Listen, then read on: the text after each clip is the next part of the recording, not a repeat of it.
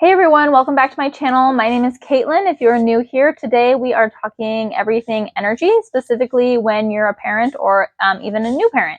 So I wanted to make this video because I think having energy is super important, especially when you're a parent, because you can be a better parent. You feel more like yourself. You don't feel like you're just in the throes of parenthood. You can be more patient with your kids, and all around you just feel more alive as a person when you have energy. And the truth is, you can't always control how your kids are going to sleep. So I want to talk about things that you can control, and that's for both baby sleep and adult sleep. But I'm going to specifically talk about adult sleep and other ways to have energy, because a lot of the things that we can do, we can also do for our kids, and it's going to help their sleep and their energy levels as well. So everything that I'm going to talk about is things that you can do with your kids as well, and it's going to help them as well. The main thing I'm going to talk about is how to live within our circadian rhythm.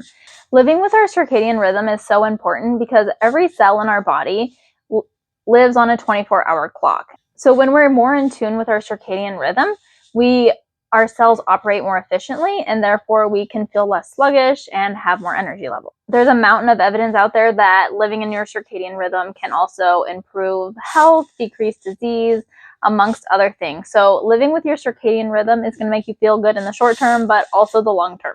Okay, so I want to talk specifically through my morning routine and my evening routine, because those are the times of the day that you can have the biggest impact on your circadian rhythm. So first thing in the morning, you want to see the sun hit your eyes before any screens. And you want to get out with the sun as early as possible. And the best thing about all of these tips are they're completely free, and they're honestly pretty easy to do. They're going to take a little bit of discipline to get the habit and the routine in motion. So if you're not doing anything to live with your circadian rhythm currently, the first thing I recommend is getting up with the sun and going outside, no windows, and getting outside and getting the sun to hit your eyes first thing in the morning for about 5 minutes. So if you're a coffee or a tea drinker, just make your coffee or tea in the morning and then go outside. If you wear glasses, you want to take off your glasses and just let the sun hit your eyes for 5 minutes. And this is effective even on the cloudiest of days. There is still more light coming from the sky and the sun on a cloudy day than you're ever going to get inside. Doing this sets our clock first thing in the morning, and it also inhibits those sleepy time hormones like melatonin, and it releases hormones that keep us awake.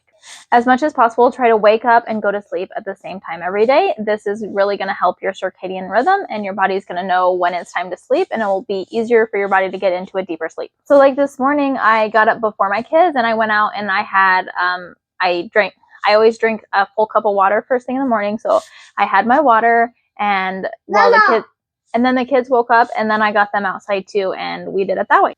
Like I said, this isn't a super hard thing to do. It can be, like I said, it will take some discipline to wake up and be like, okay, I can't look at my phone until I go outside. But really just make your coffee and then go outside for 5 minutes. It's really a short amount of time, and it's going to make a big difference. Okay, so that's like the one important thing in the morning. Let's talk about the evening routine, because there is a little bit more that goes into it. So living with your circadian rhythm, like I said, is really important because you're living with how your body already works. When you get into that deeper sleep, your body's going to be able to repair its body better, and you're going to feel a lot more well rested. So a couple of things that I do at night for both me and my kids is we have a pitch black and cool environment. So I'm not freezing my kids out, but we have a cool environment, and we have blackout shades in all of our windows. Now, another thing that plays a big role in circadian rhythm is when you eat. So oftentimes people like to have dinner as like their biggest meal of the day. I love you. I love you too, Mommy. So a lot of times people have their biggest meal at the end of the day, but I would encourage you to have your biggest meal towards the middle of the day, and then actually cut off your eating a couple hours before bed. So for me, I go to bed around 8:39, and I try to have my last bite by like 6 o'clock at the latest. Again, this is also something that's super simple, but it is going to take a little bit of discipline. Something that helps me is brushing my teeth after dinner. It's kind of a cue to my body. I've always been very strict about not eating after I brush my teeth. So brushing my teeth is like a cue to my body that I'm done eating. This makes it so when you go to bed at night, your body isn't digesting food. Your body can just rest, get into that deep sleep. And then same thing in the evening, you really want to pay attention to light. So you can get outside and you can watch the sunset. And then once the sun sets and it's dark outside, no more screens. The screens are going to kind of trick your body into thinking it's still daylight, and it's not great for your circadian rhythm. I think pretty much everybody knows this, but it is really hard to do. How I do this with my kids is I put them to bed at about 8 o'clock, and then I will listen to an audiobook for about 30 minutes. And so I just put in my Galaxy Buds, and then I can just tap on the headphone and that will start my audiobook that I already have queued up. And that way I don't have to look at the screen at all in order to do my audiobook, but I still get like a little bit of alone time without the kids before bedtime. Now, speaking of sleep, it is really hard to control our children's sleep. So what we need to do is, if we know that our kids are waking up a couple of times a night, then get more sleep at night.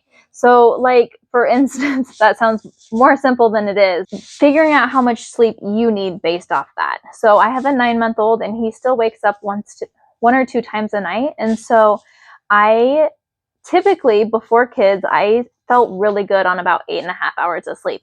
So what I do now that I'm waking up 2 times a night, I find that I do need more sleep than 8.5 hours. So I shoot for about 9.5 to 10 hours of sleep every night. And that is what I feel good on when I'm waking up in the middle of the night to nurse my 9-month-old. Okay, so the last 2 things I want to talk about are protein and exercise. I find that when I exercise, I have a lot more energy. I just feel I feel a lot more energized. I feel stronger. I feel like I have more endurance. So right now I am kind of in an area where I'm focusing on healing. And then the last thing, and this is honestly probably one of the biggest things that has improved my energy, is eating enough protein. And so for me, that looks like 130 grams of protein per day. I aim for 30 to 40 grams of protein per meal. And then I'll supplement with protein powders or amino acids in order to get up to that 130 plus every single day. I say plus because I'm breastfeeding, and so I do look for a little bit more protein. And I found when I started reaching those protein goals, I felt so much more energy. I had less cravings, and I was fuller a lot longer. So changing my protein has been like the single biggest impact for my health so far. Right now I'm doing the GAPS diet, so like healing my gut, I assuming is going to be the second biggest thing that helps me get my energy levels back. But I'm only on day 4, so I'm not there yet. I'm still working through, like, my body's still working through figuring out how to use this new diet that I'm eating. So if you're interested in any body healing, then follow along for sure, because I did start the GAPS diet 4 days ago, and I did post a video on stage 1 of the GAPS diet. And then when I move on to stage 2, I will post about stage 2. So I appreciate you guys watching. If you're a new parent, I hope this is helpful and you can make a couple little tweaks to your day so that you can have much better sleep at night and much better energy levels during the day. Please like this video and follow along if you're interested in more content like this. Thanks. Have a great day. Bye.